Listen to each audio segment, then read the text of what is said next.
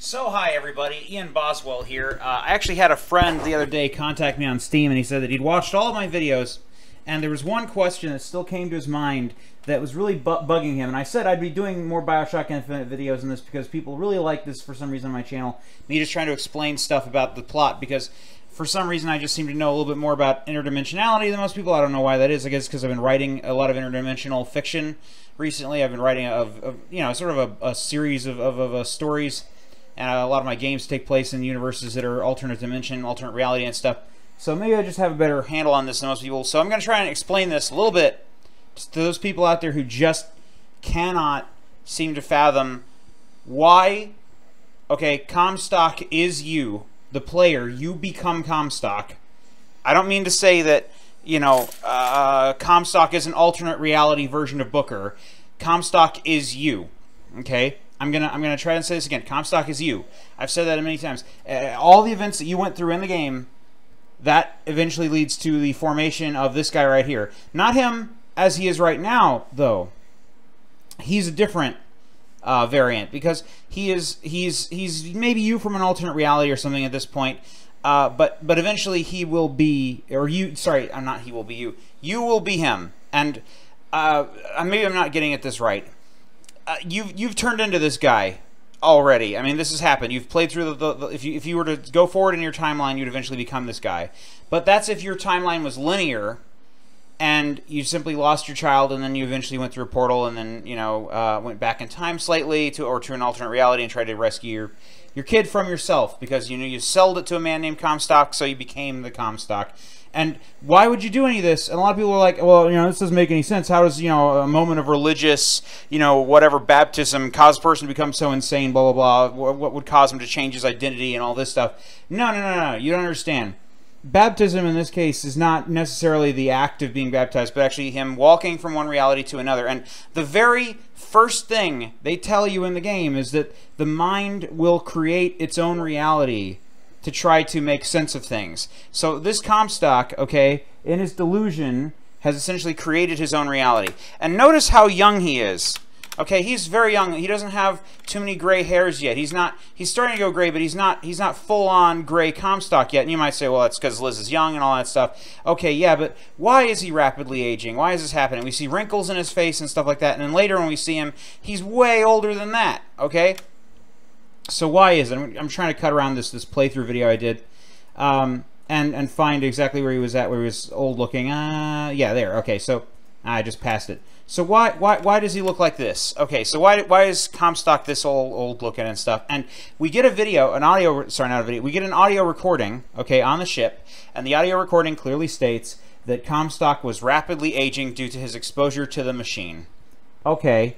But how come the Lutesses weren't rapidly aging? How come Liz, who's been hopping through different realities, isn't rapidly aging? What is the connection between Comstock being old and anything? You can't just say and write it off as it's a genetic thing, okay? Let's rationalize this. So I'm gonna get out good old MS Paint and I'm gonna draw some stupid characters for you, okay? So here's person A, or not person A. We're actually gonna call this person C because it's Comstock, okay? So this is person C. Alright? We're going to label him as that. Okay? And now we're going to take this other guy, okay, and that's person B. So he's Booker. Alright? And then now we're also going to have another set of people, and those are going to be person L, so the Lutesses. So we're just going to label them as the same person because they technically are the same man/one from alternate versions of reality. So inevitably, B always becomes C. So let's put that down as a law. So B will always become C. Now, let's start the chain of events. B, okay, has a daughter.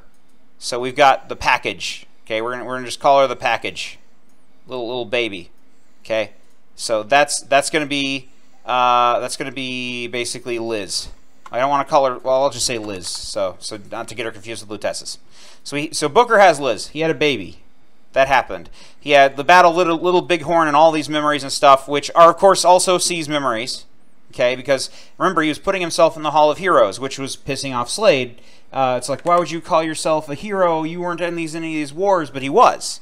So okay, So we got Booker's, you know, past, scalping people and doing a lot of crazy stuff and just killing a lot of dudes. So he's got a baby, but he's in gambling debt. So he's decided to give the baby, okay, to the Lutesses, who in turn have given it to Comstock. So we're just going to draw a blue line and say, like, this is Universe 1, Universe 2. There's actually more than 2 universes, but for the sake of our simple human minds, we're going to try to explain it this way. So he's given it to Comstock, and Comstock's now got the baby. He's got the package on the timeline, and he raises her for a number of years. Now, along this way, he does a lot of stuff to try to cover up the fact that Liz was, you know, pulled from this alternate reality. And so one of the things he does is he forges an accident, and he causes an accident actually to happen, that he tries to kill off the Lutesses with. But what the accident actually does... Okay, I'm going to need to make this a bit longer. What this accident actually does is it makes the Lutesses sort of, I wouldn't say ethereal, but they're able to easily hop between worlds freely. They exist on a different plane now. So they're not actually killed. They're in the ether, as it were. So they're able to go in between worlds. So we'll just say they're in between. Okay. So Comstock and Liz are here, and Liz is now like a teenager at this point. So Liz is technically like, you know, she's like, you know, I'll just draw a stick figure in a dress or whatever. So there we go. So there's Liz. She's all happy. Not really. She's trapped in a tower. She's not very happy. Okay, so by this point, the Lutesses have decided they're going to screw around with Comstock, and because they're standing here, they're in this place, they can visibly see everything that's happened before and everything that will happen afterwards. They are outside of the universe. And so because they're outside of the universe, they can see visibly how everything's connected. They have all sight, in a way. They just know everything's going to happen. So they see Comstock, and before they were like, what an anomaly. He's growing a beard. He's getting old. Why is he old? And now they're like, wait, we see why he's getting old. It's because we forced him to loop around a few times when he was younger as a kid. Not as a kid. When he was younger as Booker, and he went by Booker. So, all right. So they go back in time to Booker. Okay, so Booker is now all sad. He's all crying. He's all like, oh, you know, cry, saddy tears. My daughter's gone. I've got nothing left to live for. Blah blah blah. And so the Lutesses show up, and they're like, hey, buddy, you wanna get back at that Comstock fellow? You wanna get back at that Comstock fellow that took your daughter? And he's, you know, of course he's gonna do it. What else is he gonna do? So he hops across the plane, and now his mind has started creating the scenario. So he's created the scenario of, you know, wash away, you know, wipe away the debt and stuff. So debt. So he's now no longer thinking of her as his daughter. He's thinking of her as the target that he has to get. So in his attempt to get Liz, okay, he runs into Songbird. He has problems, etc., etc. And in our playthrough, we hop through all sorts of different realities. We hop through a number of different realities in our attempt to get to her, okay, to try to rescue her from the tower. Now, one thing that happens numerous times from what we've seen is Booker becomes a martyr. He dies, and then, you know, he would basically go back and the whole thing's reset. The Lutesses have already said this is the, you know, the umpteenth time he's done this. Early on in the game, when you see the Lutesses, and, you know, they've got the signboard, you see that this is not the first time through that Booker's done this. This has been one of several retries. So before, I had this scenario where I talked about the fez. You know, I talked about the fez and how, like, you know, you take a fez, you wear it for a number of years, etc., and then you send it back in time. Okay, that fez. All right, I'm going to try to explain this. That fez is still aging. Okay, it ages, goes back, ages, goes back, ages. So eventually, at some point, that fez won't be a bright, shiny red anymore, okay? It's going to be a faded, gray, dusty fez, and eventually, you know, it would just fall apart. It would just fall and become ash. It would just be a mound of just junk, okay? So everything ages, and if you're in a time loop, you're going to have aging happening. So what would explain, okay, Comstock rapidly aging better than a past version of himself that will become him, okay, going through a time loop. This is the time loop here. He's got the time loop. He's replaying the scenario. We got Booker the martyr. We got Booker the hero. We got Booker and Slade together. We got Booker and Slade as enemies. We got, you know, sometimes Liz might even die in one of the scenarios, and that leads to the whole Rapture offshoot. You know, so there's a number of factors here that are playing into all the crazy universe hopping madness. And we see, you know, we see at the end, we see all these Bookers and Liz's running around. Sorry, let me try and find it. Right about in this area. So we see Booker and Liz. Yeah, there we go. So we see multiple copies of the same Booker and Liz running around. And eventually, you know, those Bookers, they're all the same Booker. They're you. And that's why she says, you've already done this. So the idea is that this is not the first time you've been through this. You've been through this a number of times before. See, there's you and them from a previous time doing this. You've done this again and again and again and again, and you always end up having it reset for some reason. Okay? You decide, well, I'm not going to smother him in his crib. I'm going to go back and do something else, or I'm going to try and go back and make it right. Maybe he said something like that, and that's what caused Liz to reset things. Booker doesn't always say, we're going to go back and smother him in his crib and kill him before he's ever alive. It's only this Booker that's finally come to that conclusion, and we'll get to why that is in a second. But first, let's focus on, so Comstock. Again, I'm going to draw this again. I'm going to just explain this one more time. I'm going to try to do it as simple as possible. So Comstock, he's a young guy. He's, you know, cheery, whatever. And no, better yet, let's start with Booker. Let's start with Booker. Sorry. So let's say this is Booker. Okay. So this is Booker. Okay. From his perspective. Okay, he gave away his kid, he lived his life, and he met the Lutesses, so he met Elle, and they let him loop around time a bunch until finally he got to the scenario he wanted, which in this case was actually suicide. So that led him to die, and that stopped Comstock from ever happening.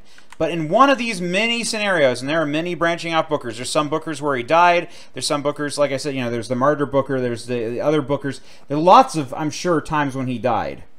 But in one of these scenarios, okay, Booker, at that baptism, becomes Comstock. Okay?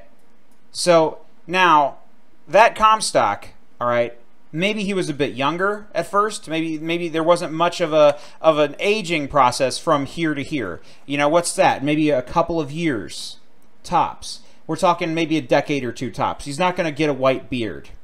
He only gets the white beard if this guy, okay, on the right side of the screen is the same as the guy on the left side of the screen. And again, I've said this a number of times. Why would you have to be drowned to stop this guy from ever existing? Why was the drowning... This is, you know, this is my label for the drowning moment. Why was the drowning here to stop him from existing? Why? Because he is you. Because these are the same timeline. They're synced up. Okay? And you're just trying to stop that from happening. You're cutting it off at the root.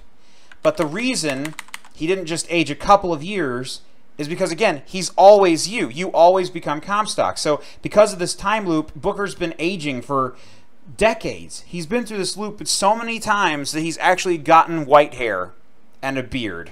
So one of these variants, okay, popped off and became Comstock. And that Comstock interfered with his own timeline the whole way. All right? Because that Comstock doesn't actually start here. All right? He's been here the whole time. He's been here from almost the very beginning, because Comstock was here when the whole thing sort of, you know, fell apart. And again, you know, the actual creation, I realize this chart's wrong, and I'm sorry for that.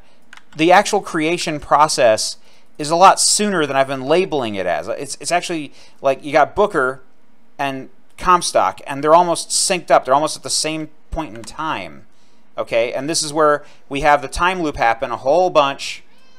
Okay, and one of them is this guy. And in order to stop that guy from happening, we cut him off at the root. So that's an easier way of explaining it, because Comstock is here and here and here and here. He's all along that timeline. Okay? So just using B and C is my goal here. And then, of course, here at the end, we have Liz basically blowing up New York City. We have that scene where, let's see if I can find it. It's around here-ish. Yeah, oh, whoop, you just saw it. It was there for like a brief second. Yeah, we have Liz basically blowing up New York City. And again, remember, the things that Comstock saw in his mind, the things that Comstock saw, all right, and that he's witnessing here, he's rationalized as, I was visited by an angel and I saw this fantastic lady and she was blowing up the mountains of man. There were these man-made mountains and they were sinful and they were wrong and they had to go away, and you know, my great sky city did this, so I need to make this happen. This is a self-fulfilling prophecy. This is the self-creating Fez, like I talked about. And so because he's in that self-creating state and he's in a loop, he gets old fast. That's the best way I can think to try to describe it. I'm sorry if I'm not doing this well enough. I'm probably not doing it justice. But okay, so Booker, Comstock. Booker loops around a bunch and becomes Comstock, interferes with his own timeline, gets killed, and he does this so that, you know, his daughter from here can go on to conquer the world. So, you know, you got Booker and Liz, Comstock, time loops, all that jazz happening to create Liz. I'm hoping that this is maybe making a bit more sense here. And so the only way to stop this from ever happening is to stop it at the point where the time loops back and Comstock is actually created. That's the reason why you drown. But the problem is Booker went through a number of baptisms, and technically at any one of those, maybe at some point he had this religious fervor come over him, and that's where we get the offshoot. That's where we have the rapture incidents from the DLC happen. And of course Liz is over, you know, she's not over here. This is 80-year-old Liz. Liz is in here. She just killed, you know, Comstock. She prevented him from happening, but she still has that all sight. She sees everything, and she's like, wait a minute, there's a few stragglers. I gotta go pick them off. So, you know, she's been essentially assassinating them. I don't know for how long. Who knows? Who knows how long she's actually been assassinating Comstocks for? But she seems to be fairly young still, and she seems to have maybe even visited Paris at one point just to sort of relax and go on a vacation. But yeah, she's definitely on a one-way vengeance streak of killing Comstocks throughout time and space, which is really tragic in a way, because, you know, she could go on and use that power for anything, and she just sort of enacts it, you know, uses it to enact revenge, which is really silly. So once again, in review, Booker gives Liz to Comstock. Okay? Comstock takes her across the threshold to this other reality. Alright? Comstock kills the Lutesses, so represented by LL. The Lutesses go through all time and space. They meet up with Booker. Actually, it's been years now, so they meet up with Booker and they say, okay, we're going to give you a chance to make things right. So they send him to Columbia in an alternate reality, alternate timeline. And he goes through, you know, X number of scenarios in order to try to make things right. In one of these scenarios, he actually becomes Comstock. Liz, all right, with you as a teenager, goes back to that moment of Comstock's creation and drowns you so as to prevent Comstock from ever happening. There. That's Bioshock Infinite. That's it in a nutshell. I can't think of any more simple way of putting it. And if that still went over your head, I'm done. I don't think I can do this anymore. I don't think I can continue trying to explain this timeline to people, because they keep going back to the wiki, they keep going back to the game, they keep listening to the audio files, and they're like, well, I'm just going to try and simplify this because I only understand linear timelines, and, you know, I can see a tree. I can see the root of a tree, and I see branches. This is not a tree shape, okay? If you were to take the shape of the timeline, there are no splitting pathways. We've got pathways that curl back into themselves and then continue flowing in different ways. We've got a very biological-looking structure that's not, you know, it's not linear. It's not breaking. It's not branching. We have paths that go back into themselves and even manage to chop the whole tree down, as we get at the end of the game after the credits. And this is something I've never actually shown in a video, is at the end of the game, after the credits are done rolling, there's actually a moment, a very tender sort of touching moment here, which I'm going to try and bring up the audio for so you can hear it, where Booker, having chopped down the entire tree, okay, having ended that story, that timeline, has essentially created for himself, all right, a exactly perfect scenario where, you know, everything's back the way it is. There is no Comstock anymore. Comstock's gone. So therefore, there's no one to take Liz away. Which draws the DLCs into question. It's like, well, how's that story even relevant? Whatever.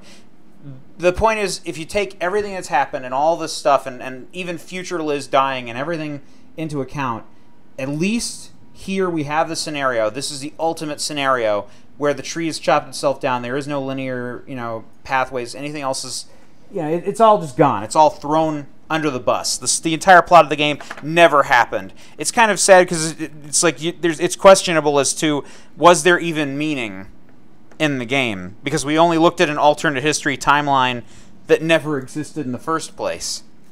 Well, I think there's meaning there because it helps us to analyze our own world and how our own actions have consequences and what those actions mean. So I like that from a storytelling perspective, and I think there's definitely a morality play going on here about all the different things a person can do in their life and the choices they can make and how those choices ultimately have consequences, both good and bad.